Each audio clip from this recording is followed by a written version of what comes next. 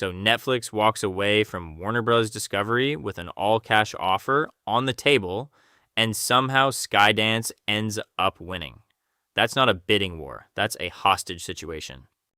That's a little dramatic. Is it, though? Okay, maybe not. But here's what nobody's talking about. Axel Springer just paid £575 million for the Telegraph. A German company now owns one of Britain's most establishment newspapers. And Ben Affleck sold an AI startup to Netflix. I'm sorry, what? We'll explain. The rundown. Okay, packaging. We're leading with packaging. We're leading with packaging because packaging is apparently where all the money is right now. ProAmpac just swallowed TC Transcontinental's packaging division. Flexible packaging, global footprint, sustainability angle, the full bingo card. And they're not alone. A UAE group called 2.0 just paid roughly $192 million for Italy's ISEM packaging group. Luxury packaging, high-end boxes, basically. Someone's buying very expensive boxes. Someone's buying very expensive boxes. And analysts are calling the ProAmpac deal a bellwether for sustainability-driven consolidation in this space, which I don't hate that framing, actually. I do. A little. Sustainability credentials in a press release means nothing until I see the supply chain data. Fair. Moving on, Star Fund XII is acquiring Lonza's Capsules and Health Ingredients division, but Lonza keeps a 40% equity stake. So they're selling, but not leaving. They're selling, but not leaving. That's not a divestiture, that's a controlled exit with feelings. It's a structured way to monetize without fully walking away. I actually think that's smart. You get the liquidity event, you keep upside if Lone Star grows it. Or you're hedging because you're not totally sure Lone Star can grow it. Also possible. ORS Nasco did 2 acquisitions back-to-back, AD Industries and Alliance Distribution Partners, expanding into MRO and Waterworks distribution. Nobody talks about MRO distribution. It's boring and it prints money. Every single time. And then there's Ben Affleck. And then there's Ben Affleck, who has sold his AI post-production startup to Netflix. He went from Batman to Netflix vendor. That's a character arc. It genuinely is. Hollywood's deal-making never stops being strange, and I mean that affectionately. Okay, but the real story, the one that changes everything, is what happened to Warner Bros. Discovery. Because Netflix walked away, and now Paramount Skydance is sitting at the table. Yeah, we need to spend real time on that one. The big one. Okay, so Skydance wins Warner Bros. Discovery, which, honestly, I did not see that coming after Netflix threw cash on the table. Netflix walked, that's the part everyone's glossing over. An all-cash offer, and they walked. Which tells you something about what they actually saw when they looked under the hood. Or it tells you Reed Hastings looked at the debt load and said absolutely not. Warner's carrying, what, over $40 billion in debt at this point. Somewhere in that neighborhood, yeah. And that's before you start talking about linear TV deterioration, the CNN identity crisis, the HBO Max rebrand that nobody asked for. So Netflix ghosts them, and Skydance, which is not a household name outside of Hollywood, ends up holding the trophy? And here's the thing, Skydance already absorbed Paramount. So David Ellison is now sitting on Paramount and Warner Bros. Discovery. 2 legacy studios, back to back. I keep thinking about this like, you know how sometimes you go antiquing and you find 2 slightly broken lamps? Please don't. And you think, okay, if I wire these together, maybe I get one good lamp?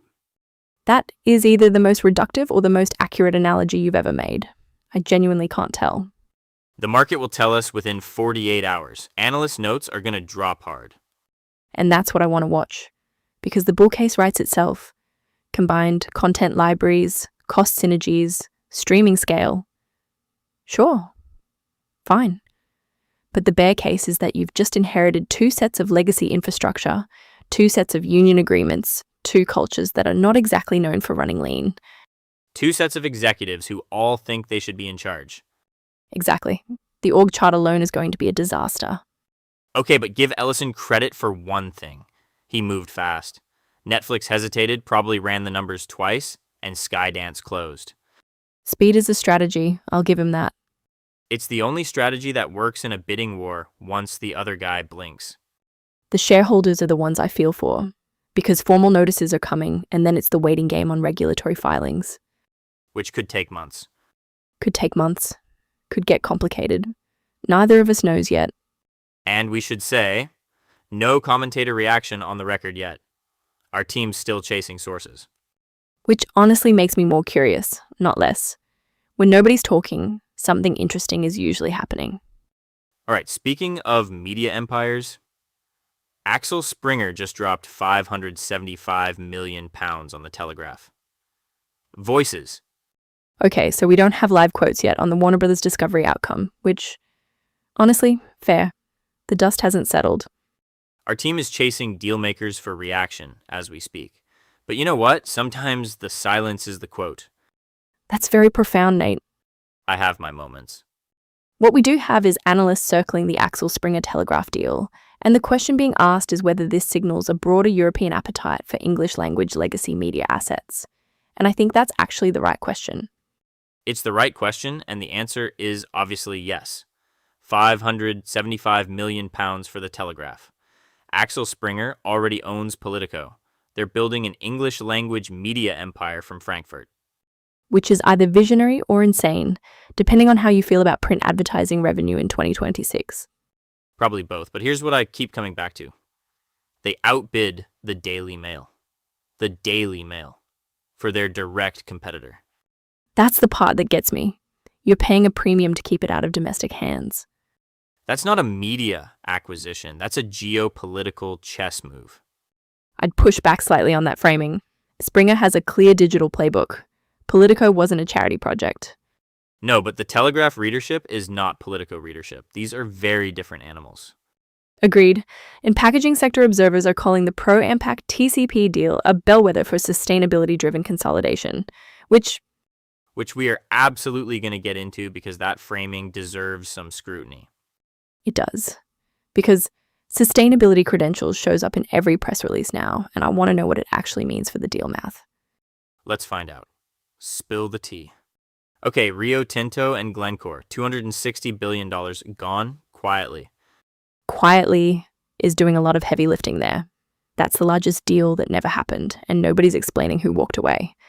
My money's on Glencore blinked. They always blink. You have absolutely no basis for that. I have vibes, Maya, strong vibes. Incredible. Very rigorous analysis.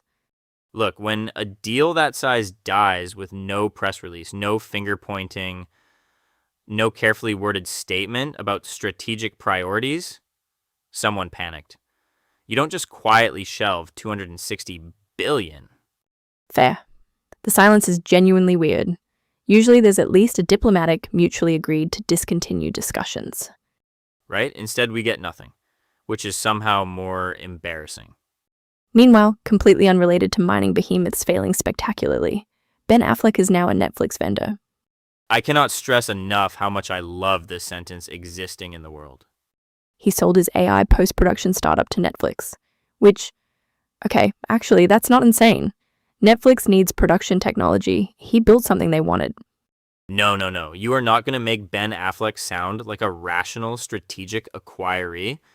I'm just saying the logic isn't completely broken. Maya, the man went from daredevil to dunking on paparazzi with a Dunkin' cup to being an AI vendor for the world's largest streaming platform. That arc deserves some appreciation. Fine. The arc is tremendous. Thank you. Speaking of Netflix, they just walked away from Warner Brothers Discovery, and Paramount Skydance walked right in. That's our next one, and it is messy. Tomorrow's radar.